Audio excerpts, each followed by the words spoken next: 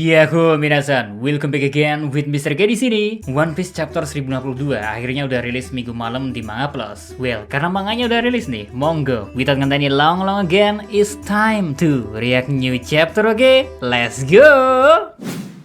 Judul chapter terbaru versi Manga Plus atau versi resminya adalah Pagi Hari Yang Baru. Ya, setelah penantian yang panjang akhirnya negeri Wano Kuni bisa melihat pagi yang baru, guys. Setelah sebelum-sebelumnya, setiap hari akan selalu terasa sama dan hanya ada penderitaan yang menunggu di esok hari. Namun akhirnya, setelah perjuangan yang panjang, seperti pada judul chapter kali ini, fokus dari chapter 1062 ya, bakalan diisi oleh momen di hari setelah pertarungan antara aliansi pembebasan Wano Kuni melawan Beast Pirates dan Big Mom. Next, di chapter ini kita masih dikasih cover story edisi Girma Double Six, perjalanan tanpa emosi yang gak kerasa udah sampai ke volume 14 yang berjudul Sang Ilmuwan yang Tidak Bisa Melarikan Diri. Ya, seperti pada judulnya, di situ kita nantinya bisa ngelihat kalau Caesar Clown juga sepertinya sedang mencoba meloloskan diri dari Wall Cake Island. Namun entah bakalan seperti apa nasib dari Caesar karena dirinya dipergoki oleh Reiju yang sedang bersama para saudara-saudarinya. Apakah di beberapa volume ke depan kita akan dikasih lihat momen pertarungan dari para anak Big Mom yang masih berada di wilayah kekuasaannya dengan para eksekutif Girma ini? Atau mungkinkah para anak dari Vince Judge ini ya cuma bakal langsung kabur tanpa melakukan apa-apa lagi? Ya, gak ada yang tahu akan hal itu. Jadi, kita ke menu utamanya aja. Dimana chapter 1052 dimulai dengan memperlihatkan momen para tetua Goros yang udah mengetahui berita kekalahan dari kedua Yonko yang udah sangat lama menguasai sebagian lautan.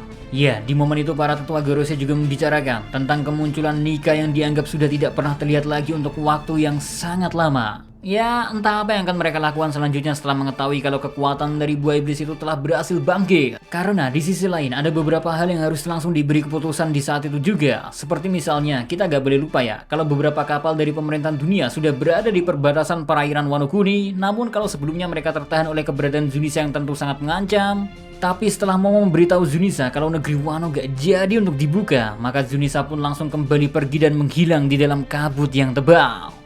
Momen keputusan dari Momo yang memilih untuk menunda membuka negeri Wano juga di satu sisi ternyata menjadi keputusan yang sangat baik. Soalnya dari apa yang dijelaskan oleh para Gorose, kalau ternyata mau seberapa banyak armada yang mereka siapkan pun, mereka gak bakalan bisa menerobos masuk ke dalam negeri Wano jika saat ini negeri tersebut masih dalam kondisi tertutup. But yang jadi pertimbangan saat ini ya, meski menguasai negeri Wano menjadi salah satu hal yang sulit untuk dilakukan, namun seenggaknya mereka masih mempertimbangkan pilihan untuk bisa menculik Nico Robin dari sana.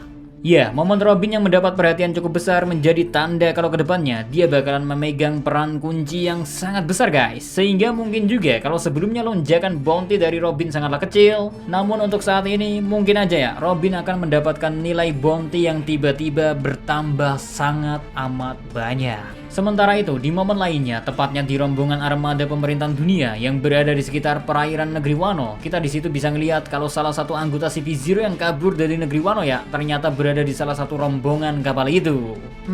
Entah apa yang telah dilakukan oleh anggota CP0 tersebut, apakah dia ngasih tahu semua informasi ke para tetua Gorose atau mungkin dia cuma duduk doang menunggu perintah? Ya gak ada yang tahu akan hal itu. Cuman satu hal yang pasti ya, kalau Denden Mushi yang berada di kapal itu ya tiba-tiba aja mendapatkan telepon misterius, yang mana sebenarnya nantinya bakalan kita ketahui kalau telepon tersebut dibuat oleh salah satu admiral angkatan laut yaitu Ryokyugyu atau Green Bull. Ya, kedatangan Green Bull ke negeri Wano Kuni tentu membuat kita semakin bertanya-tanya kembali ya, bakalan terjadi apa lagi di arc yang udah hampir menuju akhirnya ini. Soalnya yang menarik, di tengah-tengah Admiral Green Bull bertanya lokasi armada pemerintahan dunia, kita juga bisa mengetahui kalau dia sedang diberikan arahan oleh Sakazuki tentang apa yang gak boleh dia lakuin. Soalnya, hal ini tentunya berhubungan sama apa yang telah dilakukan oleh Admiral Fujitora waktu di Dressrosa, dimana pastinya saat ini ya, Akainu gak mau hal yang sama tiba-tiba terjadi. Dan Angkatan Laut bakalan kembali dipandang sebelah mata oleh dunia.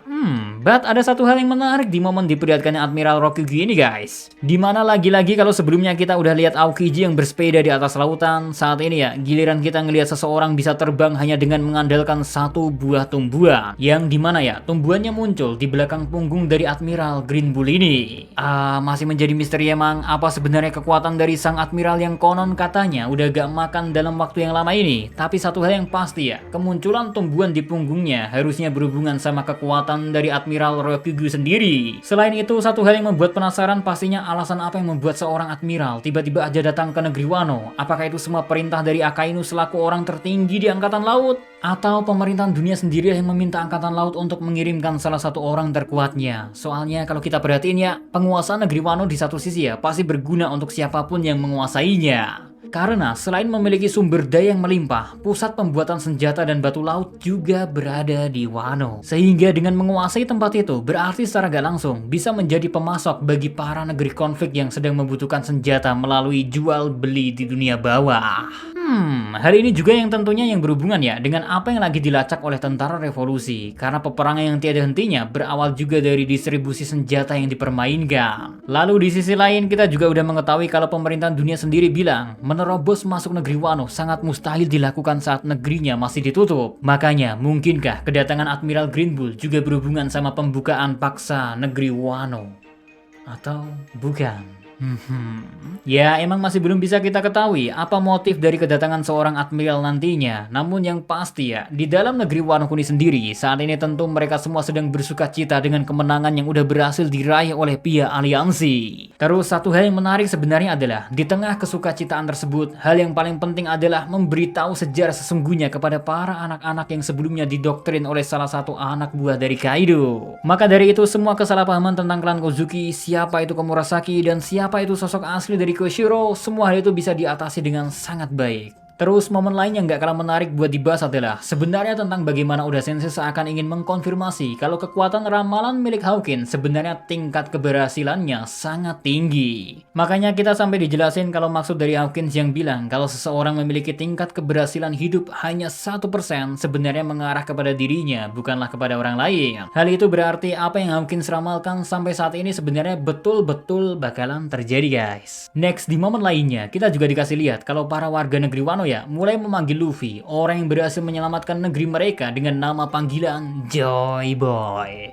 Bahkan mereka semua ngerasa kalau apa yang udah dilakuin sama Luffy setara sama Ryuma, sang dewa pedang dari Wano yang sangat mereka hormati. Well, saking dihormatinya Ryuma, dia sampai memiliki kuil tempat pemakamannya sendiri, yang mana nantinya ya, kalau dari pembicaraan Kinemon dan Kawamatsu, mereka berniat menyemayamkan tuan mereka Oden di sana juga, dan nantinya baik Oden dan Ryuma, mereka berdua akan dikelilingi oleh makam-makam orang yang sangat patuh kepada mereka. Makanya entah itu para daimyo atau para pengikut setia seperti Izo dan Asura, mereka semua bakalan dikuburkan di sana. Ya, momen itu juga sekaligus menjadi konfirmasi kalau Izo dan Asura Doji berarti telah dinyatakan mati di perang negeri Wano Kuni. Dan sedihnya lagi, Marco yang datang bersama dengan salah satu mantan krunya, dia harus kembali ditinggalkan oleh teman seperjalanannya. Setelah sebelumnya, Marco seperti yang kita ketahui ya, telah ditinggalkan oleh kapten dan rekannya. Terakhir, teka-teki dari siapa yang akan bergabung menjadi bagian dari kru SCP ya, kayaknya masih belum ada titik terang hingga chapter terbaru ini rilis. Soalnya, kalau sebelumnya Yamato yang mengklaim dirinya ingin bergabung, harus menunggu dulu jawaban dari Luffy. Saat ini ya, di chapter 1052, meski Luffy udah terlihat berhasil bangun,